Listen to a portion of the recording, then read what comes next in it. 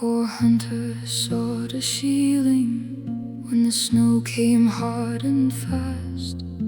The hills had swallowed every track, the daylight would not last. They built a fire from broken wood, they shared the drink they had. One man raised his cup and laughed, we could do with company.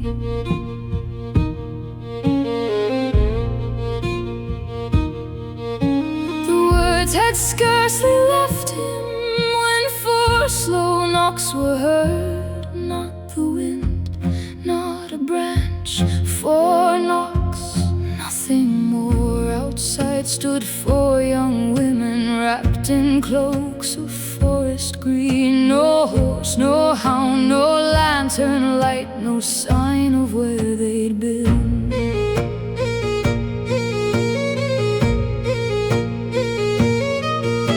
The hunters welcomed strangers in, the women took their places. One sat down beside the singer, three joined the dancing men. The fire burned strangely bright that night, the room grew warm as June. The storm still clawed the shieling walls, but no one heard it now. Round and round the dancers turned, round and round the floorboard shook. Round and round the dancers turned, and nobody thought to look.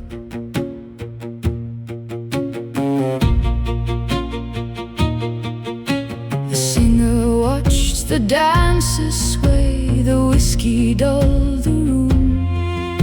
The women moved so quietly you scarcely heard their feet. One wore an emerald-colored dress that caught the firelight green, and when she turned he thought he saw a stain upon her sleeve. At first he thought it must be wine, then another drop appeared, then another, falling softly to the floor. He looked beyond the dancing pair. One hunter wore a smile, then slowly folded where he stood as if he'd fallen asleep. No one stopped, no one spoke, no one moved at all. No one stopped, no one spoke, no one moved at all. The music ended, the room stood still, the women ceased their dance.